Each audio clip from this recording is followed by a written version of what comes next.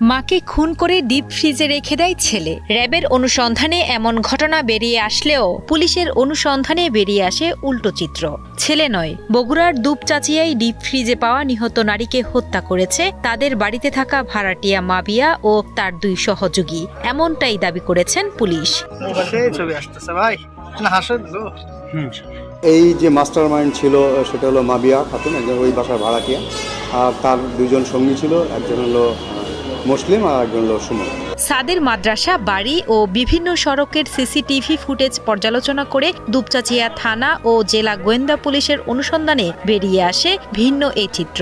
Police জানায়, উম্মে সালমার হত্যার mastermind Mabia Sultana এবং তার 2 সহযোগী মুসলিম উদ্দিন ও সুমন রবিদাসকে গ্রেফতার করা হয়েছে। তাদের কাছ থেকে উম্মে সালমার ব্যবহৃত 2টো মোবাইল এবং নিখোঁজ ইন্টারনেটের মডেম সহ বিভিন্ন আলামত উদ্ধার করা হয়েছে। এদের মধ্যে